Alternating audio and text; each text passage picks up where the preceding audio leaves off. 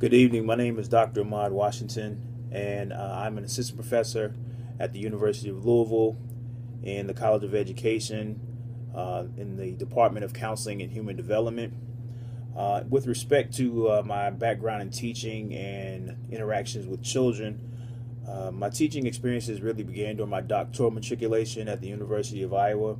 I was a teaching assistant helping out with the Human Relations course. Human Relations is essentially multiculturalism for aspiring teachers in the state of Iowa.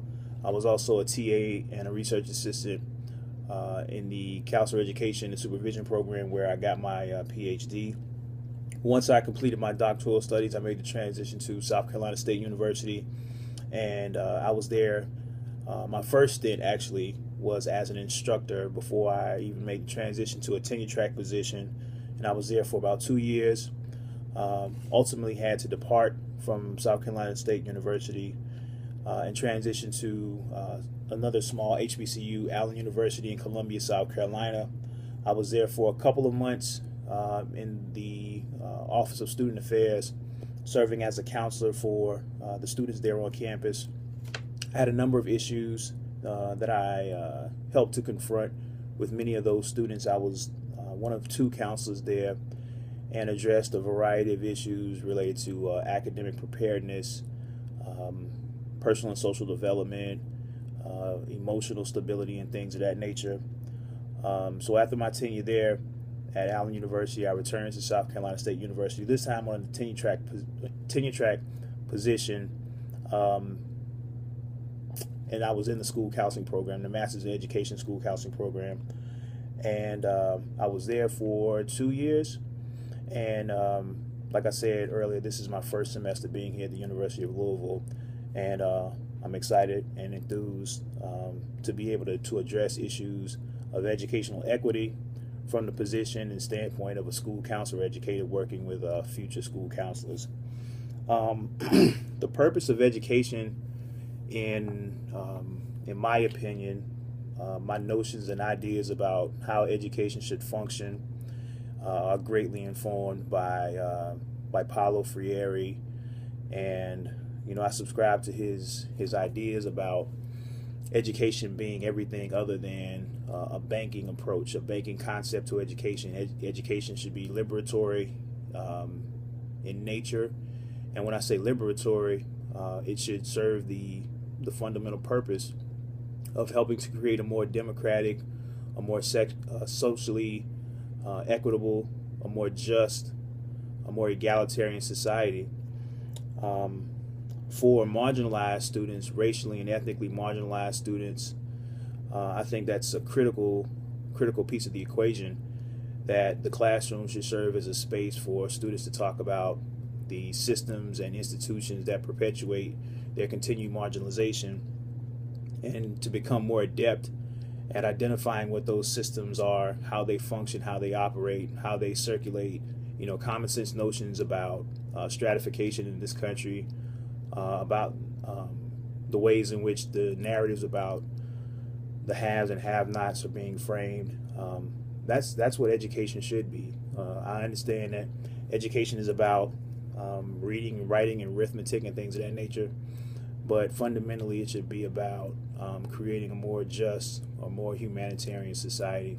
And what that means for school counselors, as a school counselor educator myself, I'm always challenging my students to think seriously about eschewing those very old and antiquated, outdated ways of being a school counselor, and thinking about what our role means with respect to social justice and equity, and how the services that we deliver, that if we aren't addressing issues of social justice, social injustice, and social change, educational inequities, then we are in fact perpetuating the status quo. So if we aren't talking seriously and consistently about opportunity gaps, the lack of exposure to rigorous classes for Black and Latino students or ESL students, that we are in fact perpetuating the status quo, which means that gaps in income, wealth inequality, that those things persist because we aren't actively talking about the provision of services and educational access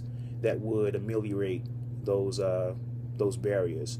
So that's what I think educational, that's the purpose of education, particularly with respect to 21st century and millennial students, and what the obligation of school counselors ideally should be. The characteristics and attributes that I would want someone to possess in teaching my child: honesty, integrity. I want them to be culturally relevant.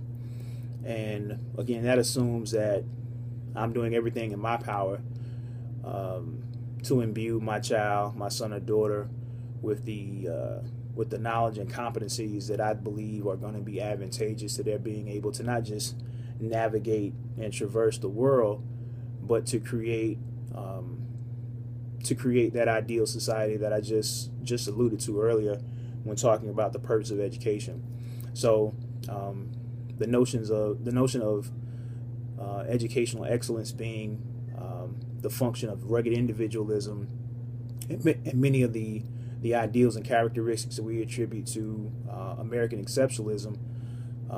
I want my son or daughter to think differently. I want them to think about collaboration, and I want them to think about the greater good when it comes to their educational excellence. So I want those things to be projected by the person who is teaching my son or daughter. And lastly, when it comes to self-awareness and how can we promote that amongst teachers, I just think it's important that teachers in training, school counselors in training, recognize that there are systems actively in place that would seek to stifle and extinguish that self-awareness and that critical consciousness that Freire talked about so frequently, and helping students to understand that their lack of awareness serves a functional purpose in extending and perpetuating that status quo. So if students aren't talking about and unpacking what it means to be an urban student and juxtaposing urban with suburban, and really trying to understand what those terms mean and how those terms are imbued with ideology and philosophies about who those people are. And because we're talking about who those people are and the attributes and characteristics we ascribe to those people, that those beliefs inform policy. And when we're talking about policies that are informed by ideology, then we're talking about policies that push people further to the margin, and at the same time, those margins center the experiences of people who've historically always had an advantage in this society, quite frankly.